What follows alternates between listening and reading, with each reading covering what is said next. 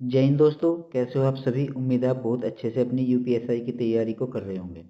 तो दोस्तों, आपको आज पीपीटी यहाँ पर नज़र आ रही होगी, यानी आज मैं आपको बोर्ड पर नहीं पढ़ा रहा हूँ, क्योंकि मेरे पैर में यहाँ पर थोड़ी सी दिक्कत आ गई है। मैं ये रनिंग कर रहा था, तो रनिंग करते समय पैर में, घुटने में थोड़ी सी चोट आ गई है।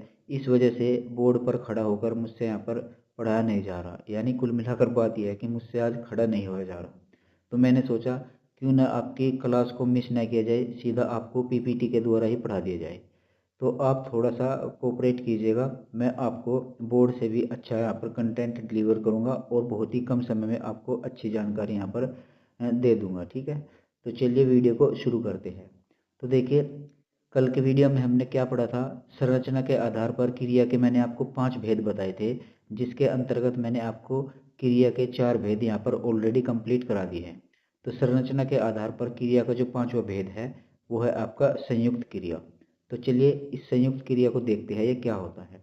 तो देखिए, संयुक्त क्रिया जहाँ किसी एक ही कार्य को करने के लिए जहाँ किसी एक ही कार्य को करने के लिए दो या दो से अधिक क्रियाओं का प्रयोग एक साथ होता है, वहाँ संयुक्त क्रिया होती है। यानी आपको वाक्य में ऐसे क्रिया शब्द मिलेंगे जो दो या दो से अधिक होंगे, लेकिन वे किसी एक ही कार्य को करने के लिए प्रयोग किए जाएंगे, तो वहाँ पर आपकी संयुक्त क्रिया होती है। कैसे होती है, आइए इसको कुछ उदाहरण के द्वारा यहाँ पर देखते हैं। तो देखिए, सबसे पहला उदाहरण है यहाँ पर, तुम कुरान पढ़ने लगे। अब देखिए क्या कार्य कर रहा है, यहाँ पर कुरान पढ़ने का कार्य कर रहा है। तो देखिए, तुम कुरान पढ़ने लगे, ये देखिए पढ़ने, ये एक क्रिया हो गई, और इसी के साथ यहाँ पर लगे, ये एक क्रिया हो गई। तो यहाँ पर काम तो एक ही हो रहा है, यानी कुरान पढ़ने का यहाँ पर एक ही तो कार्य हो रहा है, लेकिन इसमें दो क्रिया शब्दों का प्रयोग हो गया। एक तो हो गया कौन सा, पढ़ने का, और एक हो गया लगने का। ठीक है, तो कुरान पढ़ने लगा, ये दो क्रिया शब्द एक साथ आ गए नहीं आ गए, और ये किसी एक ही कार्य को करने के लिए प्रयोग किए जा रहे हैं, यानी कुरान को पढ़ने के लिए दो क्रिया शब्दों का प्रयोग यहाँ पर किया गया है। ठीक है, तो एक और उदाहरण यहाँ पर देखेंगे तो और अच्छे से क्लियर होगा। वह तमिल भाषा बोल सकता है।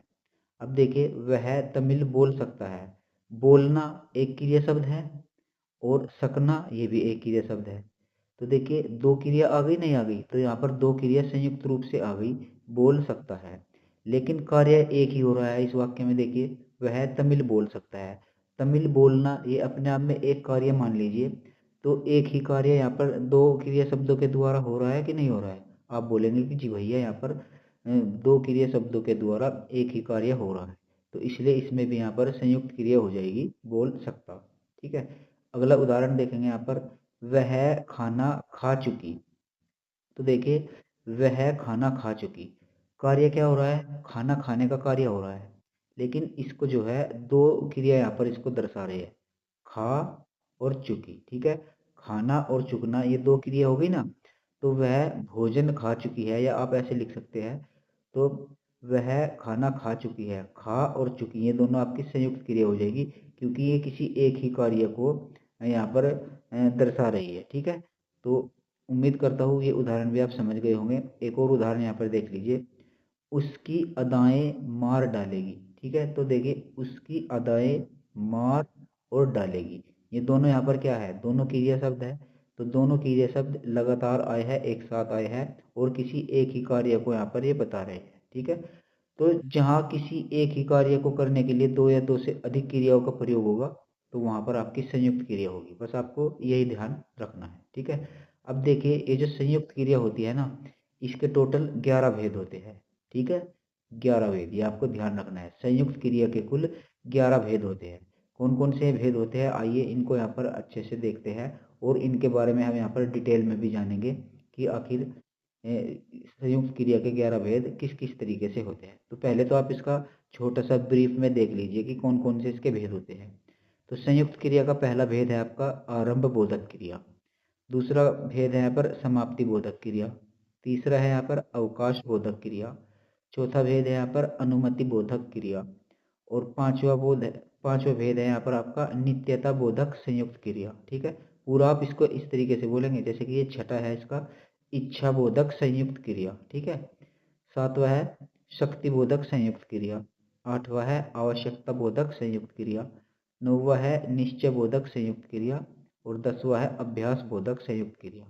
11वां है पुनरुक्ति बोधक संयुक्त क्रिया। ठीक है, तो ये संयुक्त क्रिया के कुल 11 भेद होते हैं, इनको आप एक बार यहाँ पर देख लीजिए। आइए इन भेदों के बारे में एक एक करके बहुत अच्छे से डिटेल में समझते हैं, जिससे कि आप किसी भी एग्जाम में बैठोगे तो आप कोई भी प्रश्न को यहाँ पर मिस नहीं कर पाओगे। तो देखिए, संयुक्त क्रिया का जो पहला भेद है वह है आपका आरंभ बोधक संयुक्त क्रिया। तो आरंभ बोधक संयुक्त क्रिया क्या होती है? देखिए, किसी कार्य के आरंभ होने का बोध कराएगी, यानी आपको ऐसे क्रिया शब्द मिलेंगे जो किसी कार्य के आरंभ होने का, किसी कार्य की शुरुआत होने का बोध कराएंगे। ठीक है, जैसे यहाँ पर कुछ वाक्य मैंने लिखे गए हैं उदाहरण के तौर पर, इनको आप देखिएगा। जैसे कि देखिए, ओस पढ़ने लगी। तो देखिए, ओस पढ़ने लगी, तो जो ओस है वो पढ़ने लगी, यानी ओस पढ़ना स्टार्ट हो चुकी है, ओस पढ़ने की शुरुआत हो चुकी है कि नहीं हो चुकी है। तो ओस पढ़ने लगी यानी यहाँ पर ये आरंभ बोधक संयुक्त क्रिया हो जाएगी, क्योंकि यहाँ पर कार्य आरंभ हो चुका है। जैसे कि एक और उदाहरण देखिए, वर्षा होने लगी। अब देखिए, वर्षा होने लगी यानी अभी अभी वर्षा स्टार्ट हुई है ना, तो वर्षा की शुरुआत हो गई है। तो जब वर्षा की शुरुआत हुई या किसी भी कार्य की शुरुआत होती है ना, तो वहां पर आपकी आरंभ बोधक क्रिया होती है। ठीक है, तो वर्षा होने लगी, इसमें भी आपकी आरंभ बोधक क्रिया हो जाएगी। जैसे कि एक और उदाहरण देखेंगे, आलियान खाने लगा। तो देखिए, आलियान खाने लगा, कुछ खाना खा रहा होगा या कोई भी चीज़ खा रहा होगा, तो उसको खाना उसने स्टार्ट कर दिया, तो यहाँ पर खाना उसने उसको आरंभ कर दिया ना, तो यहाँ पर भी आपकी आरंभ बोधक क्रिया हो जाएगी। आलियान खाना खाने लगा, आप ऐसे इसको पढ़ सकते हैं। एक और उदाहरण देखें यहाँ पर, टूनी खेलने लगी। टूनी, बेसिकली ये टूनी जो है मेरी एक भतीजी है, उसका नाम हमने टूनी रख रखा है, काफ़ी छोटी है, बहुत प्यारी है, तो उसको हम टूनी बोलते हैं। तो वो खेल रही थी जब मैं यहाँ पर नोट्स बना रहा था, तो मैंने ये उदाहरण इसीलिए लिख लिया। तो टूनी खेलने लगी, वो मेरे पास से गई और जाकर खेलने लगी, यानी उसने खेलना स्टार्ट कर दिया, खेलने की उसने शुरुआत कर दी। तो जब यहाँ पर किसी कार्य को करने की शुरुआत हो जाती है ना, तो वहाँ पर आपकी आरंभ बोधक क्रिया होती है। ठीक है, तो उम्मीद करता हूँ ये आरंभ बोधक संयुक्त क्रिया आप समझ गए होंगे। तो चलिए यहाँ पर अब देखते हैं संयुक्त क्रिया का दूसरा भेद, समाप्ति बोधक क्रिया। तो देखिए, समाप्ति बोधक क्रिया किसको कहेंगे? इसमें कार्य के समाप्त होने का बोध कराती है, यानी आपको वाक्य में ऐसे क्रिया शब्द मिलेंगे जो किसी कार्य के समाप्त होने का बोध कराएंगे। ठीक है, आरंभ बोधक क्रिया में तो आपको किसी कार्य के आरंभ होने का बोध करा रहे थे, लेकिन समाप्ति बोधक संयुक्त क्रिया में आपको किसी कार्य के समाप्त होने का बोध कराएंगे। ठीक है, तो ऐसे क्रिया शब्दों को यहाँ पर समाप्ति बोधक क्रिया कहेंगे। तो कौन कौन से होते हैं यहाँ पर, आइए इसको कुछ उदाहरणों के द्वारा देखते हैं। जैसे कि वर्षा हो चुकी। अब देखिए, वर्षा जो थी वो हो रही थी, लेकिन अब हमने यहाँ पर क्या प्रयोग किया? वर्षा हो चुकी, यानी वर्षा होकर समाप्त हो चुकी। समाप्ति बोधक संयुक्त क्रिया इसको कहेंगे, क्योंकि वर्षा हो चुकी यानी वर्षा होकर समाप्त हो गई। जैसे कि दूसरा उदाहरण यहाँ पर देखते हैं, आलियान खा चुका। तो आलियान खाना खा रहा होगा, अब हमने उसको बोला कि आलियान तो खाना खा चुका, यानी खा पी कर वो बैठ गया, उसने खाना खाना शुरू किया था वो, अब उसने निपटा दिया, तो यहाँ पर कार्य का उसने समाप्त कर लिया। ठीक है, जैसे कि यहाँ पर और उदाहरण देखेंगे, ओस पड़ चुकी। तो देखिए, ओस जितनी पढ़नी थी पड़ गई, अब ओस पड़ चुकी, यानी ओस पढ़ना अब बंद हो गया है, ओस पढ़ना अब समाप्त हो चुका है, इसलिए यहाँ पर समाप्ति बोधक क्रिया हो जाएगी। ठीक है, जैसे कि यहाँ पर टूनी नहा चुकी। टूनी नहा रही थी, लेकिन अब हमने देखा कि वो नहाकर एक साइड हो गई, तो हमने बोल दिया यहाँ पर टूनी नहा चुकी, यानी उसने नहाना छोड़ दिया, नहाना समाप्त कर दिया। ठीक है, तो ये हो जाता है आपका समाप्ति बोधक सूचक। बस आपको इन दोनों में यही ध्यान रखना है, आरंभ बोधक संयुक्त क्रिया में कार्य के आरंभ होने का बोध कराती है, और समाप्ति बोधक संयुक्त क्रियाओं में कार्य के समाप्त होने का बोध कराती है। ठीक है, तो इन दोनों को यहाँ पर अलग अलग क्रिया रूप में हमने यहाँ पर डिस्क्राइब करके देख लिया। आइए अब देखते हैं यहाँ पर संयुक्त क्रिया का भेद नंबर 3, अवकाश बोधक संयुक्त क्रिया।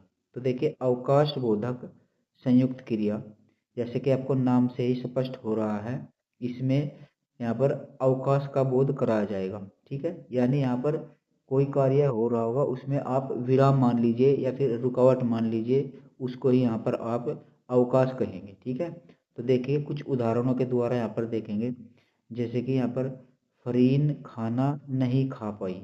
तो देखिए फरीन खाना खाना सोच रही होगी लेकिन वो खाना नहीं खा पाई, यानी उसने यहाँ पर खाना खाने से अवकाश लिया कि नहीं लिया।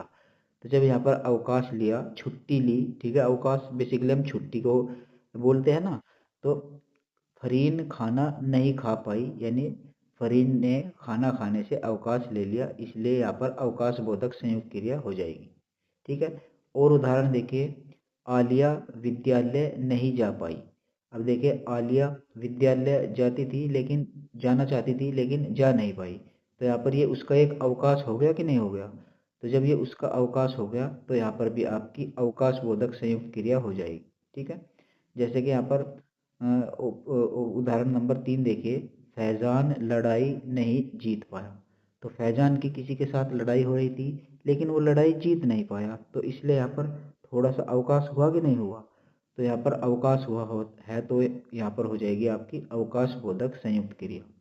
जैसे कि एक और उदाहरण यहाँ पर देखेंगे, चांद भाई गाना नहीं गा पाए।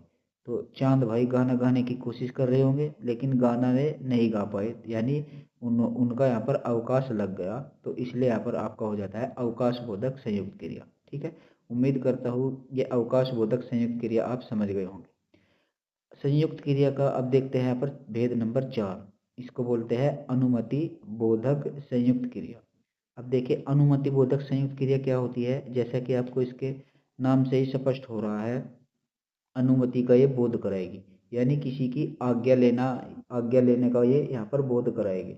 तो कैसे, चलिए इसको उदाहरण के द्वारा देखते हैं। जैसे यहाँ पर तमन्ना को बोलने दो। भाई हम क्लास ले रहे हैं, क्लास में हमारी एक तमन्ना नाम की लड़की होगी, तो उस तमन्ना नाम की लड़की को बोलने का मन कर रहा होगा, कोई इसको बोलने नहीं दे रहा होगा, तो शिक्षक ने उठकर कहा होगा कि तमन्ना को बोलने दो, यानी शिक्षक ने उसको आज्ञा दे दी बोलने की। तो यहाँ पर हो जाता है अनुमति बोधक। भाई शिक्षक ने उसको अनुमति दे दी ना बोलने की, तो यहाँ पर हो जाता है अनुमति बोधक संयुक्त क्रिया। तो तमन्ना को बोलने दो, इसमें क्या हो जाएगा, अनुमति बोधक संयुक्त क्रिया हो जाएगा। ठीक है। एक और उदाहरण यहाँ पर देखिए, मुझे जाने दो। अब देखिए मुझे जाने दो, मैं यहाँ पर अनुमति ले रहा हूँ कि नहीं ले रहा हूँ। आप बोलेंगे कि जी भैया यहाँ पर अनुमति का प्रयोग हो रहा है, यहाँ पर मैं जाने के लिए अनुमति ले रहा हूँ, तो यहाँ पर भी आपका अनुमति बोधक संयुक्त क्रिया हो जाएगी। जैसे कि एक और उदाहरण यहाँ पर देखिए, उसे खाना खाने दो। अब देखिए उसे खाना खाने दो, यहाँ पर भी अनुमति ले रहा है कि नहीं ले रहा है। भाई कह रहे हैं उसको खाना खाने दो, तो हम उसको अनुमति दे रहे हैं ना एक प्रकार से, भाई इसको खाना खाना है, इसको खाने दो भाई, हम अपनी तरफ से उसको अनुमति दे रहे हैं। तो इसलिए यहाँ पर आपका अनुमति बोधक संयुक्त क्रिया हो जाता है। तो उम्मीद है ये अनुमति बोधक संयुक्त क्रिया भी आप समझ गए होंगे। आइए अब देखते हैं यहाँ पर संयुक्त क्रिया का भेद नंबर 5। भेद नंबर 5 में क्या है, नित्यता बोधक संयुक्त क्रिया। ठीक है, नित्यता बोधक संयुक्त क्रिया। अब ये क्या होता है, नित्यता यानी लगातार हो रहे कार्य का बोध कराएगी। भाई नित्यता का मतलब क्या होता है, लगातार। ठीक है, तो नित्यता यानी लगातार हो रहे किसी कार्य के बारे में ये बोध कराएगी। कैसे, तो उदाहरण यहाँ पर देखेंगे तो क्लियर हो जाएगा। बारिश हो रही है। अब देखिए बारिश हो रही है और लगातार हो रही है। भाई जब बारिश हो रही है बोल दिया तो इसका मतलब हो ही रही है, रुक थोड़ा गई है। तो यहाँ पर लगातार बारिश हो रही है तो उसकी ये नित्यता का बोध करा रही है। तो यहाँ पर आपकी हो जाती है नित्यता बोधक संयुक्त क्रिया। जैसे कि उदाहरण नंबर 2 देखते हैं, हवा बह रही है। अब देखिए जब हवा बहती है वो भी तो लगातार बहती रहती है ना। तो जब लगातार कोई चीज़ कोई कार्य होता रहता है तो वहाँ पर आपकी नित्यता बोधक या फिर इसको हम अपनी भाषा में लगातार भी बोलते हैं। ठीक है, तो नित्यता बोधक संयुक्त क्रिया इसमें भी यहाँ पर हो जाएगी। ठीक है, जैसे कि यहाँ पर मैं बोल रहा हूँ। अब देखिए जब से मैं यहाँ पर क्लास स्टार्ट की है तब से मैं बराबर बोल रहा हूँ कि नहीं बोल रहा हूँ, यानी मैं लगातार बोलता चला आ रहा हूँ। तो यहाँ पर भी आपकी नित्यता बोधक संयुक्त क्रिया हो जाती है। ठीक है, तो मैं बोल रहा हूँ इसमें क्या हो जाएगी, नित्यता बोधक संयुक्त क्रिया हो जाएगी। ठीक है, ऐसे ही एक और उदाहरण यहाँ पर देखिए, हेलीकॉप्टर उड़ रहा है। अब देखिए आप अपनी छत पर खड़े हैं और आपके सामने से ऊपर से एक हेलीकॉप्टर उड़कर चला गया, तो आप क्या बोलेंगे देखकर, आप बोलेंगे कि हेलीकॉप्टर उड़ रहा है। तो आपने जब उसको देखा वो उड़ता हुआ जा रहा है यानी लगातार उड़ता ही जा रहा है, तो जब लगातार उड़ता जा रहा है, लगातार वो उड़ने का कार्य कर रहा है, तो यहाँ पर नित्यता बोधक संयुक्त क्रिया हो जाएगी कि नहीं हो जाएगी? आप बोलेंगे कि जी भैया बिल्कुल हो जाएगी। ठीक है, तो हेलीकॉप्टर उड़ रहा है, इसमें भी आपकी नित्यता बोधक संयुक्त क्रिया हो जाएगी। ठीक है, ऐसे ही एक और उदाहरण यहाँ पर देखिए, बच्चे पढ़ रहे हैं। अब देखिए बच्चे क्लास में बैठे हैं और पढ़ रहे हैं, तो लगातार पढ़ रहे हैं, जब तक पढ़ेंगे पढ़ेंगे, लेकिन जब हम देख रहे हैं तब तो वे पढ़ ही रहे हैं ना। तो जब बच्चे यहाँ पर पढ़ रहे हैं तो यानी वे लगातार पढ़ रहे हैं, यानी यहाँ पर भी आपकी नित्यता बोधक संयुक्त क्रिया हो जाती है। तो चलिए अब देखते हैं यहाँ पर संयुक्त क्रिया का भेद नंबर 6। भेद नंबर 6 में हमारा क्या है? भेद नंबर 6 में है आवश्यकता बोधक संयुक्त क्रिया। अब देखिए आवश्यकता बोधक संयुक्त क्रिया किसको कहते हैं? यहाँ पर देखिए जरूरत का बोध करेगी, यानी आपको वाक्य में ऐसे क्रिया शब्द मिलेंगे जो किसी जरूरत का, किसी आवश्यकता का बोध कराएंगे, तो वहाँ पर आपकी आवश्यकता बोधक संयुक्त क्रिया हो जाएगी। कैसे? चलिए इसको उदाहरण के द्वारा समझते हैं। जैसे कि यहाँ पर देखिए, हमें समय पर स्कूल जाना चाहिए। अब देखिए हमें समय पर स्कूल जाना चाहिए, ये आवश्यक है कि नहीं है? आप बोलेंगे कि जी भैया बिल्कुल आवश्यक है, समय पर स्कूल जाना तो बहुत जरूरी है, बहुत आवश्यक है। तो यहाँ पर जरूरत की बात हो गई कि नहीं हो गई? आवश्यकता की बात हो गई कि नहीं हो गई? आप बोलेंगे कि जी भैया हो गई। तो यहाँ पर आपकी हो जाती है आवश्यकता बोधक संयुक्त क्रिया। ठीक है, एक और उदाहरण यहाँ पर देखते हैं, हमें दारोगा बनने के लिए पढ़ना पड़ेगा। अब देखिए जब हमको दरोगा बनना है तो उसके लिए तो हमको पढ़ना पड़ेगा, यानी ये हमारी आवश्यकता है। भाई दरोगा बनना, जब हमने अपना सपना ठाना है तो उसके लिए पढ़ना भी तो आवश्यक है कि नहीं है? तो दरोगा बनने के लिए पढ़ना आवश्यक है, तो यहाँ पर आपकी ज़रूरत का यहाँ पर बोध कराया जा रहा है, आपकी आवश्यकता का बोध कराया जा रहा है। तो यहाँ पर भी आपकी क्या हो जाएगी? आवश्यकता बोधक संयुक्त क्रिया। ठीक है, अब देखिए यहाँ पर एक और उदाहरण देखते हैं, अब गलती सुधारनी होगी। यानी अब तक हम जिस तरीके से पढ़ रहे थे, लेकिन अब हमको उन गलतियों को सुधारना होगा जिनकी वजह से हमारा सिलेक्शन नहीं हो रहा। ठीक है, तो इसलिए हमको लगातार पढ़ना है और प्रैक्टिस करनी है। तो इस उदाहरण में देखिए, अब गलती सुधारनी होगी। तो गलती सुधारने की यहाँ पर ज़रूरत है कि नहीं है? गलती सुधारने की आवश्यकता है, तो यहाँ पर भी आवश्यकता का बोध हो रहा है, तो हो जाएगा यहाँ पर भी आपका आवश्यकता बोधक संयुक्त क्रिया। ठीक है, उम्मीद करता हूँ ये संयुक्त क्रिया का भेद नंबर 6 भी आप समझ गए होंगे। आइए अगला भेद यहाँ पर देखते हैं। संयुक्त क्रिया का अगला जो भेद है वो हो जाएगा आपका भेद नंबर 7, इच्छा बोधक संयुक्त क्रिया। यानी आपको वाक्य में ऐसे क्रिया शब्द मिलेंगे जिनके द्वारा यहाँ पर इच्छा का बोध कराया जाएगा। तो देखिए इच्छा का बोध कराती है ऐसी क्रियाएं। तो यहाँ पर उदाहरण के द्वारा समझते हैं। उदाहरण में देखिए, वह शादी करना चाहती है। अब देखिए वह शादी करना चाहती है, उसकी इच्छा है भाई शादी करने की, तभी तो शादी करना चाहती है। तो यहाँ पर किसी की इच्छा जाहिर हो रही है कि नहीं हो रही है? आप बोलेंगे कि जी भैया वह शादी करना चाहती है, यहाँ पर उसकी इच्छा जाहिर हो रही है, तो यहाँ पर हो जाएगी आपकी इच्छा बोधक संयुक्त क्रिया। ठीक है, जैसे कि यहाँ पर एक और उदाहरण देखिए, मैं दारोगा बनना चाहता हूँ। अब देखिए जब मैं दारोगा बनना चाहता हूँ तो मेरी इच्छा है ना ये, भाई मैं अपनी इच्छा ही तो जाहिर कर रहा हूँ यहाँ पर। मेरी इच्छा ये है कि मैं दारोगा बनना चाहता हूँ, तो आपको साफ साफ दिखाई दे रहा है कि दारोगा बनने की इच्छा है, तो इसमें यहाँ पर हो जाती है आपकी इच्छा बोधक संयुक्त क्रिया। ठीक है, उम्मीद करता हूँ आप समझ रहे होंगे। ठीक है, एक और उदाहरण यहाँ पर देखिए, वह घूमना चाहती है। अब देखिए घूमने की इच्छा हो रही है, तो यहाँ पर भी आपका इच्छा बोधक संयुक्त क्रिया हो जाएगा। वह घूमना चाहती है, इसमें भी आपका इच्छा बोधक संयुक्त क्रिया हो जाएगा। ठीक है, तो उम्मीद है आप इस पॉइंट को भी यहाँ पर आप समझ गए होंगे। अब देखते हैं यहाँ पर संयुक्त क्रिया का भेद नंबर 8, जो कि है आपका शक्ति बोधक संयुक्त क्रिया। अब देखिए शक्ति बोधक संयुक्त क्रिया, शक्ति से आप समझ रहे होंगे कि यहाँ पर शक्ति का, पावर का बोध कराया जाएगा। ठीक है, जैसे कि यहाँ पर देखिए शक्ति का बोध कराती है, यानी यहाँ पर थोड़े से बलवान तरीके से शब्दों का यहाँ पर बोध कराया जाएगा। जैसे कि हम कुछ उदाहरण देखते हैं। उदाहरण नंबर 1, आलियान पत्थर तोड़ सकता है। अब देखिए जब पत्थर तोड़ने की बात आती है तो मतलब क्या होता है, यहाँ पर वो अपनी पावर ही तो दिखाना चाहता है, अपनी शक्ति दिखाना चाहता है। तो जब देखिए आलियान पत्थर तोड़ सकता है, यहाँ पर शक्ति का बोध हो रहा है, तो यहाँ पर हो जाता है आपका शक्ति बोधक संयुक्त क्रिया। ठीक है, ऐसे ही एक और उदाहरण देखिए, मैं दौड़ सकता हूँ। अब देखिए दौड़ने में भी यहाँ पर शक्ति का प्रयोग होगा कि नहीं होगा, तो मैं दौड़ सकता हूँ, ये भी किसी शक्ति का बोध करा रहा है। ठीक है, तो इसमें भी यहाँ पर क्या हो जाएगी, शक्ति बोधक संयुक्त क्रिया हो जाएगी। ठीक है, जैसे कि यहाँ पर एक और उदाहरण देखिए, फैयाज टक्कर दीवार तोड़ सकता है। ठीक है, तो फैयाज टक्कर गोविंदा की फिल्मों में आता था पहला वो। ठीक है, वो 1.5 पसले था, दीवार में सर मारकर दीवार फोड़ देता था। तो देखी किसी ने वो फिल्म, फिल्म का नाम तो मेरे को याद नहीं, लेकिन मैंने काफ़ी समय पहले देखी थी, तो वो सीन यहाँ पर याद आ गया। फैयाज टक्कर भी उसका नाम इसी तरीके से पड़ा था, क्योंकि वो दीवार में सिर मारकर दीवार फोड़ देता था। ठीक है, तो फैयाज टक्कर दीवार तोड़ सकता है। जब ये दीवार तोड़ सकता है, यहाँ पर ये अपनी शक्ति का प्रदर्शन करने के लिए कोई तो दिखा रहा है यहाँ पर, तो यहाँ पर भी आपका शक्ति का बोध हो रहा है, दीवार तोड़ना, तो इसमें भी आपका शक्ति बोधक संयुक्त क्रिया हो जाएगा। ठीक है, तो चलिए अब देखते हैं यहाँ पर संयुक्त क्रिया का भेद नंबर 9। भेद नंबर 9 यहाँ पर क्या कहता है, भेद नंबर 9 में देखिए, निश्चय बोधक संयुक्त क्रिया। निश्चय बोधक संयुक्त क्रिया जो किसी निश्चितता का बोध कराएगी। ठीक है, यानी वाक्य में आपको ऐसे क्रिया शब्द मिलेंगे जो किसी निश्चितता का बोध कराएंगे, तो वहाँ पर आपका निश्चय बोधक संयुक्त क्रिया हो जाएगी। ठीक है, जैसे कि यहाँ पर कुछ उदाहरण देखेंगे।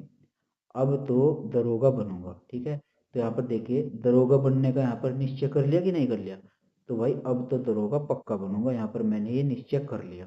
ठीक है, तो अब तो दरोगा बनूंगा, इसमें निश्चय का बात, निश्चितता की बात हो रही है, तो यहाँ पर हो जाती है आपकी निश्चय बोधक संयुक्त क्रिया। ठीक है, एक और उदाहरण यहाँ पर देखिए, तुम पढ़ते नहीं हो अब पिटोगे। ठीक है, यानी बच्चा होगा कोई, वो पढ़ नहीं रहा होगा, तो हम उसको क्या कहेंगे, तुम पढ़ते नहीं हो अब तुम पिटोगे। तो यहाँ पर हमने निश्चय कर लिया उसको पीटने का। तो जब हमने निश्चय कर लिया उसको पीटने का, तो यहाँ पर निश्चितता का बोध हो रहा है कि नहीं हो रहा है, तो यहाँ पर ये हो जाएगा आपका निश्चय बोधक संयुक्त क्रिया, क्योंकि हमने उसको पीटने का निश्चय कर लिया है। ठीक है, एक और उदाहरण यहाँ पर देखिए, कल शाम 8 बजे गणित पढ़ाऊंगा। तो देखिए कल शाम 8 बजे गणित पढ़ाऊंगा, हालांकि हमारी गणित की क्लास जो आएगी यूपीएसआई प्रीवियस ईयर की, वो 1 जनवरी से आएगी। ठीक है, तो 1 जनवरी से शाम को, रात को 8 बजे आपको तैयार रहना है। आपको चैप्टर वाइज यहाँ पर यूपीएसआई 2021 में जो प्रीवियस ईयर में मैथ पढ़ाए आए गए थे ना, मैथ के क्वेश्चन, उनको यहाँ पर हम चैप्टर वाइज सोल्व करेंगे 1 जनवरी रात 8 बजे। ठीक है, तो आप ज़रूर यहाँ पर क्लास में आइएगा। तो देखिए कल शाम 8 बजे गणित गणित पढ़ाऊंगा, तो यहाँ पर ये निश्चय कर लिया कि नहीं कर लिया, इसमें यहाँ पर निश्चय की बात हो रही है, तो यहाँ पर आपकी हो जाती है निश्चय बोधक संयुक्त क्रिया। ठीक है, तो उम्मीद है आप ये समझ गए होंगे। अगला भेद है यहाँ पर भेद नंबर 10, अभ्यास बोधक संयुक्त क्रिया।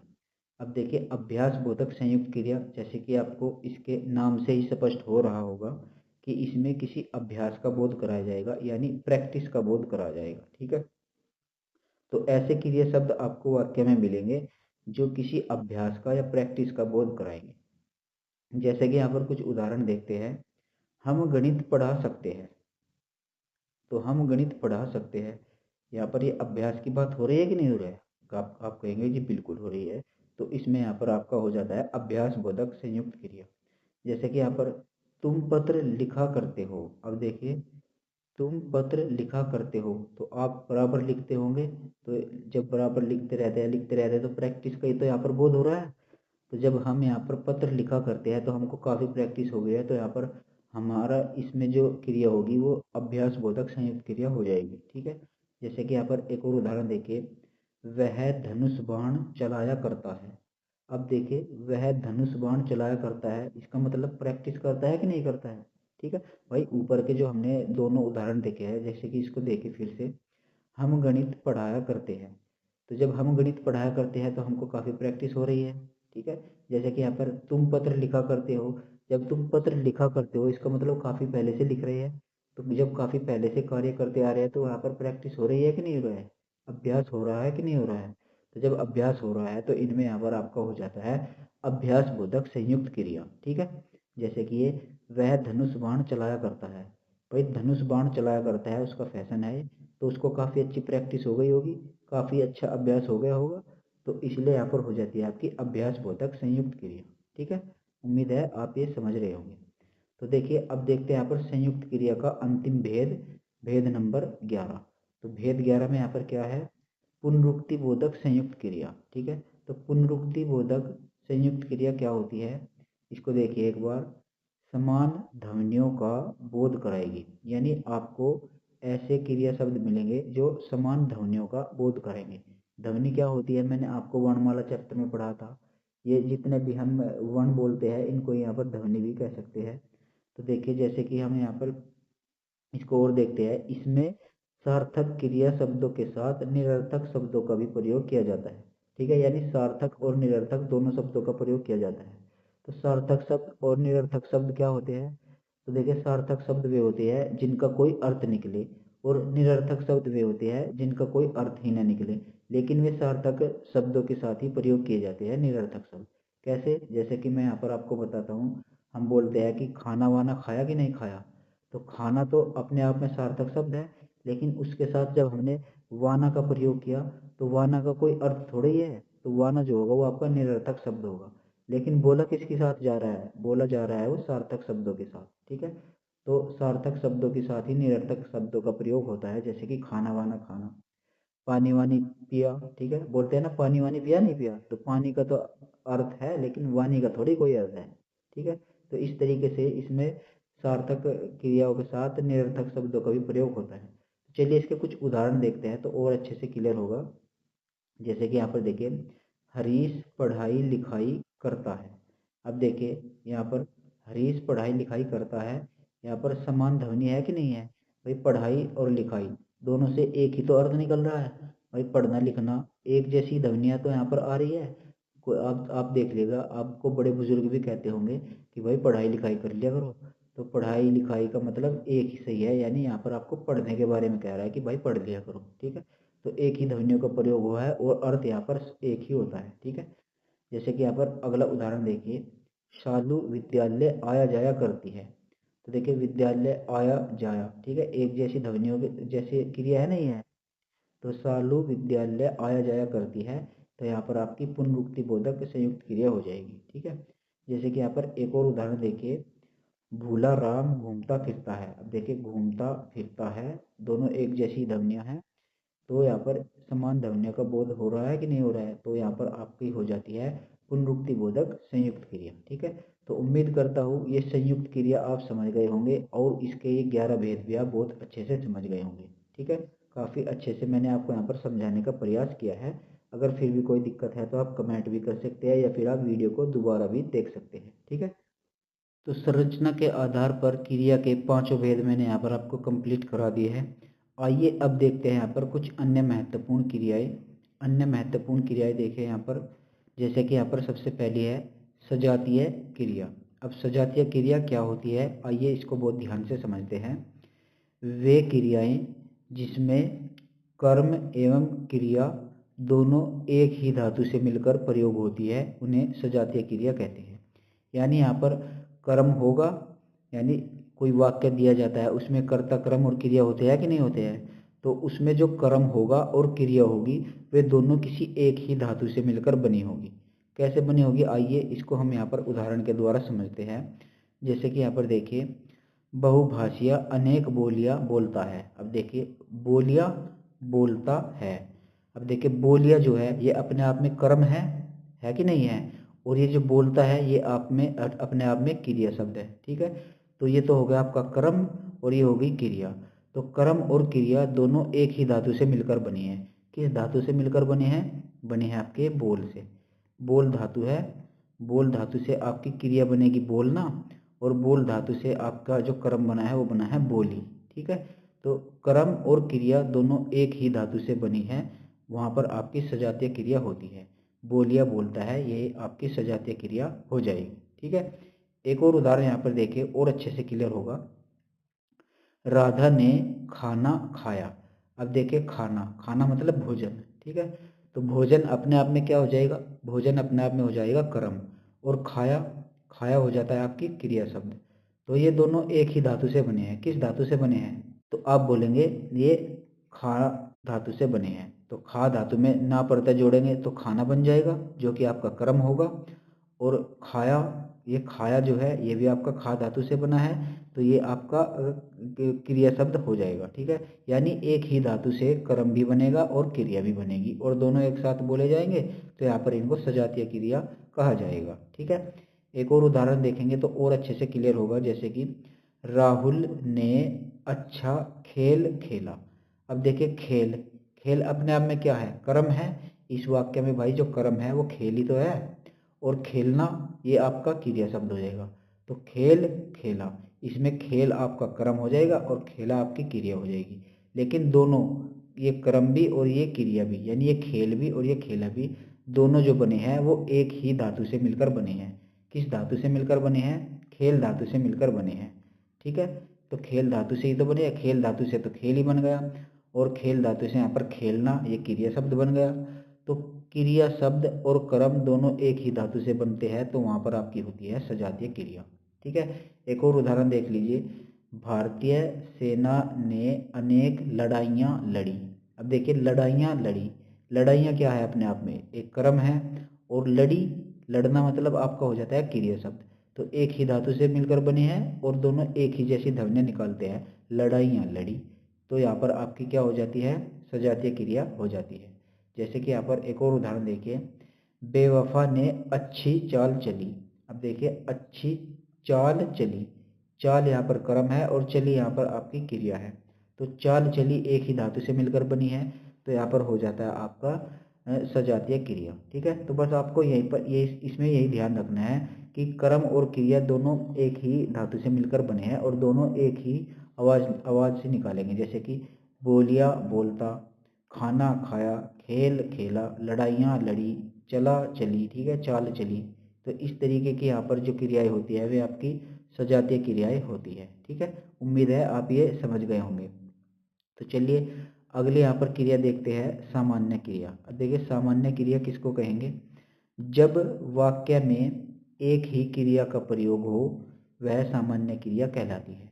यानी यहाँ पर दो या दो से अधिक क्रिया यहाँ पर नहीं यूज होगी, केवल एक ही क्रिया का यहाँ पर प्रयोग होगा, तो वहाँ पर आपकी सामान्य क्रिया होगी। जैसे कि यहाँ पर सबसे पहला उदाहरण देखते हैं, दिल्ली चलो। अब देखिए चलो, ये आपका एक ही क्रिया का यहाँ पर प्रयोग हुआ है, नहीं हुआ है भाई, यहाँ पर कोई सहायक क्रिया का भी प्रयोग नहीं होगा। जैसे कि राम बाजार जा रहा है, रही है, रहे थे, ये आपकी सहायक क्रियाएं होती है ना, तो इनका भी यहाँ पर प्रयोग नहीं होगा। केवल यहाँ पर सिंगल और सिंगल एक ही क्रिया का प्रयोग होगा। जैसे कि यहाँ पर दिल्ली चलो, तो दिल्ली चलो, ये चलो क्या है, चलना आपकी होती है क्रिया, तो एक क्रिया का प्रयोग है, तो यहाँ पर आपकी सामान्य क्रिया होगी। यहाँ पर आपको सामान्य से ही ऐसे उदाहरण मिलेंगे, जैसे कि बबीता नहाई। अब नहाना अपने आप में क्रिया है, तो बबीता नहाई। ठीक है, नहाई, तो ये आपकी क्या हो गई, सामान्य क्रिया हो गई। जैसे कि यहाँ पर आप आए, आना क्या होता है, क्रिया, और आना से बना हुआ है यहाँ पर आए, तो आप आए, इसका मतलब यहाँ पर हो जाती है आपकी सामान्य क्रिया।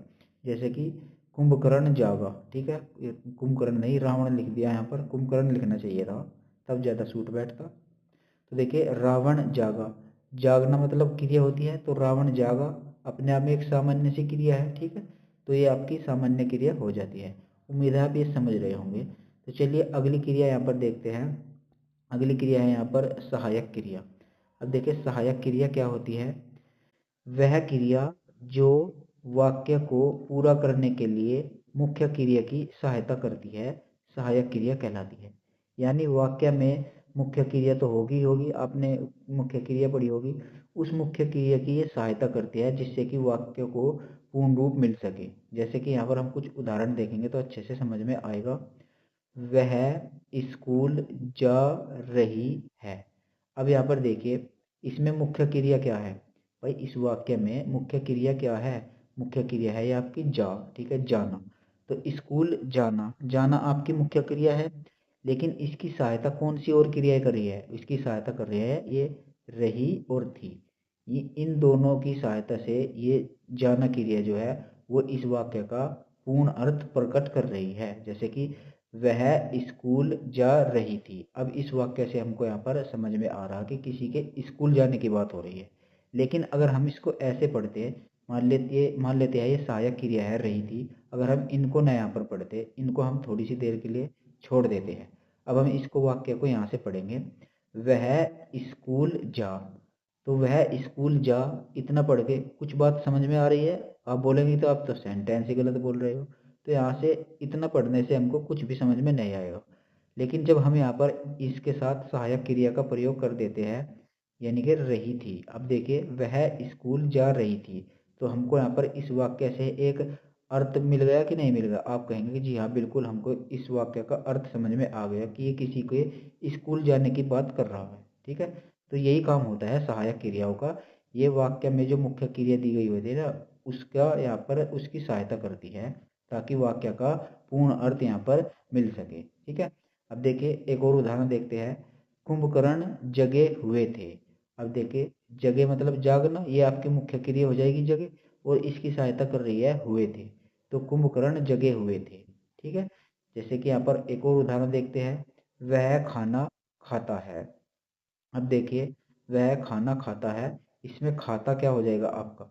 ये आपकी मुख्य क्रिया हो जाएगी, और इसकी सहायता कौन कर रहा है? ये है कर रहा है।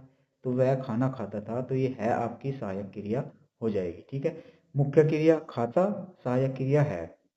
ऊपर के वाक्य भी देखिए, मुख्य क्रिया जगे और सहायक क्रिया है आपकी हुए थे। ठीक है, आपको ऐसे भी पूछ सकता है एग्जामिनर कि इसमें सहायक क्रिया कौन सी है। कभी आप यहाँ पर जगह पर मार दो और फिर यहाँ पर आप गलत कर दो। जगह जो है ये आपकी मुख्य क्रिया है, और सहायक क्रिया आपकी हुए थे। जैसे कि इसमें मुख्य क्रिया आपकी जा है और सहायक क्रिया रही थी, ये है। ठीक है, इस बातों का आपको ध्यान रखना है। एक और उदाहरण यहाँ पर देखते हैं इसका। वह शादी करना चाह रही है। अब देखिए, मुख्य क्रिया क्या हो जाएगी इसमें? चाह। भाई चाहना, वह शादी करना चाह रही है, तो ये चाह जो है ये आपकी मुख्य क्रिया हो जाएगी, और इस मुख्य क्रिया की सहायक क्रिया क्या है? रही है। ठीक है, यानी वह शादी करना चाह रही है। तो चलिए अब देखते हैं यहाँ पर क्रिया का ही एक रूप होता है यहाँ पर क्रियार्थक संज्ञा। ठीक है, इसको क्रियार्थक संज्ञा कहते हैं।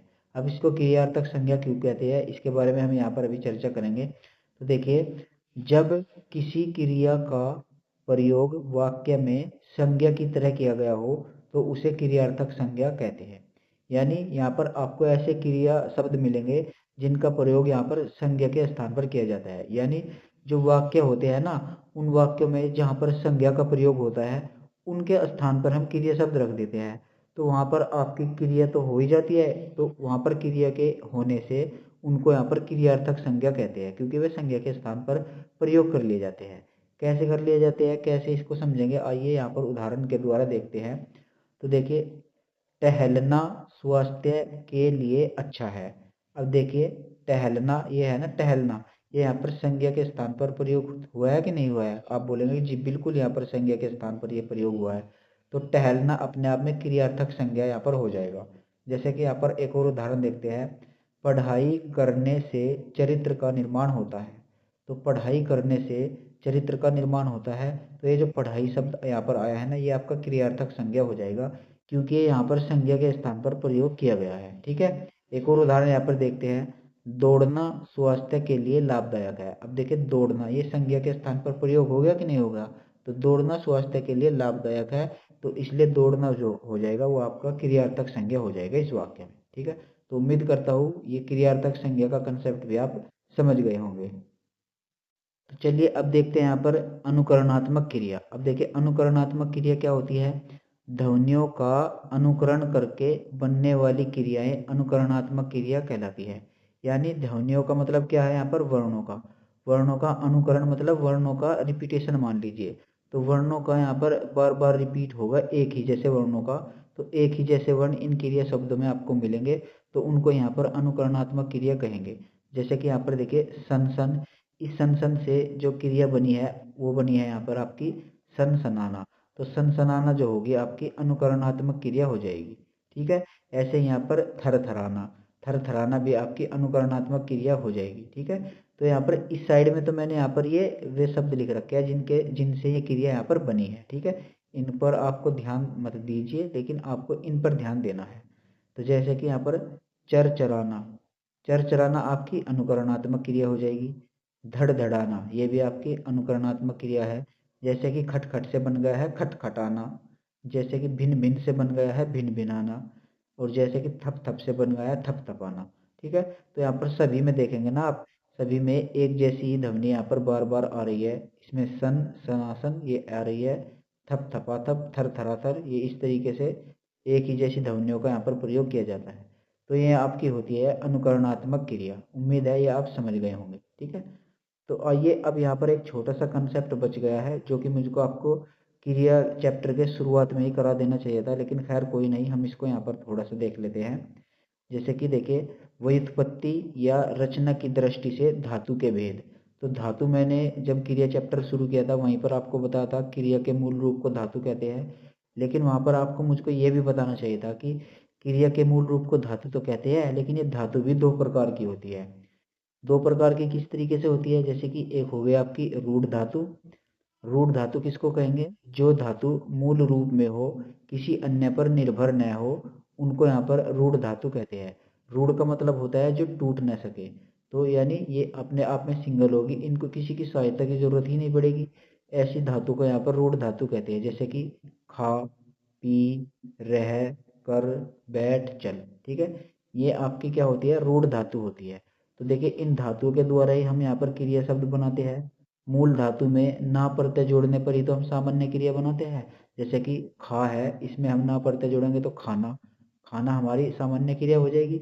लेकिन यहाँ पर हम ये धातु के बारे में बात कर रहे हैं, तो रूढ़ धातु जो हो जाएगी वे खा, पी, रह, कर, बैठ, चल इत्यादि जो धातुएं होती है वे आपकी रूढ़ धातु होती है। ठीक है, एक और यहाँ पर इसका ही दूसरा रूप है यहाँ पर यौगिक धातु। तो देखिए, यौगिक धातु, इसको ही हम यहाँ पर यौगिक क्रिया भी कह लेते हैं। ठीक है, आपसे एग्जाम में यौगिक क्रिया से भी यहाँ पर प्रश्न बनते हैं।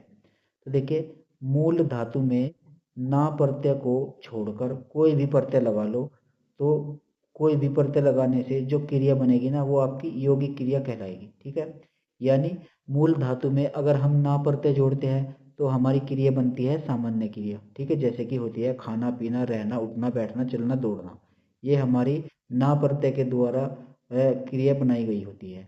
लेकिन मूल धातु में हम ना प्रत्यय को छोड़कर और कोई सा भी प्रत्यय जोड़ ले, तो इस प्रकार जो हमारी क्रिया बनेगी वो हमारी यौगिक क्रिया हो जाएगी। जैसे कि यहाँ पर देखते हैं, इस साइड में हमने लिख रखी है ये मूल धातु। तो मूल धातु क्या है? उठ, और इसमें हमने उठाना। मूल धातु उठ से उठाना, इसमें हमने क्या प्रत्यय जोड़ा है? इसमें हमने जोड़ा है प्रत्यय आना। ठीक है, आना। तो देखिए, हमने ना प्रत्यय तो नहीं जोड़ा, अगर ना प्रत्यय जोड़ देते तो हमारी हो जाती है सामान्य क्रिया। अब हमने यहाँ पर आना प्रत्यय जोड़ दिया है, तो ये बन जाता है हमारा उठाना, और ये उठाना क्या हो जाएगा? आपका यौगिक क्रिया हो जाएगी। ठीक है, क्योंकि इसमें हमने आना प्रत्यय जोड़ दिया है। जैसे कि यहाँ पर ये कर, कर क्या है? मूल धातु है, और इसमें हमने क्या बना दिया है? कराना, तो इसमें भी हमने आना प्रत्यय जोड़ दिया है। ठीक है, कर में आना प्रत्यय जोड़कर क्या बना दिया? कराना। ठीक है, अगर हम कर में ना प्रत्यय जोड़ते खाली, तो ये हमारी सामान्य क्रिया हो जाती, तब हम इसको यौगिक क्रिया नहीं बोलते। लेकिन इसको अब हम यौगिक क्रिया इसलिए बोल रहे हैं क्योंकि हमने इसमें ना प्रत्यय नहीं जोड़ा, बल्कि हमने कोई अन्य ही प्रत्यय जोड़ दिया। और अन्य प्रत्यय क्या जोड़ा है? ये आना, आना जोड़ा है, जिससे कि ये बन गया कर से कराना। ठीक है, जैसे कि ये पढ़, पढ़ से बन गया पढ़ाना, हमने इसमें भी आना प्रत्यय जोड़ दिया है।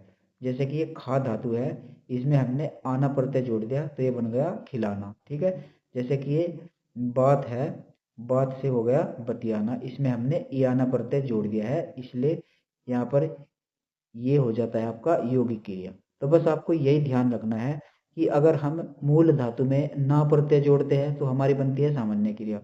लेकिन अगर हम मूल धातु में ना प्रत्यय को छोड़कर अन्य कोई भी प्रत्यय लगाकर जो क्रिया बनाई जाती है वो आपकी यौगिक क्रिया होती है। ठीक है, तो ये बात आपको ध्यान रखनी है, यौगिक क्रिया से आपके यूपीएससी एग्जाम में प्रश्न पूछा गया था। ठीक है, तो आपका एक क्रिया चैप्टर यहीं पर समाप्त होता है। क्रिया के अंतर्गत जितने भी बेसिक कंसेप्ट थे और जितने भी डीप लेवल में कंसेप्ट थे, मैंने आपको सभी स्टेप बाय स्टेप क्लियर कर दिया है, कुछ भी आपका छूटा हुआ नहीं है। अब आप कहीं पर भी प्रश्न सोल्व करेंगे तो आप बहुत अच्छे से इनके प्रश्नों को यहाँ पर सोल्व कर लेंगे। हालांकि मैं आपको इनके ऊपर प्रैक्टिस सेशन भी लेकर आऊँगा जल्दी ही। ठीक है, तो कैसी लगी आज की वीडियो आप कमेंट करके ज़रूर बताइएगा। तो भाइयों, यहाँ पर आज मैंने पीपीटी के द्वारा पढ़ाया ना, तो आप कमेंट में ज़रूर बताइएगा कि पीपीटी के द्वारा पढ़ाना सही है या फिर बोर्ड पर ही पढ़ाना सही है। ठीक है, तो जैसा आप सुझाव देंगे मैं इसी तरीके से यहाँ पर काम करूँगा। ठीक है, तो आज के इस वीडियो में बस इतना ही। मिलते हैं अपने अगले किसी नए चैप्टर में, तब तक के लिए जय हिंद।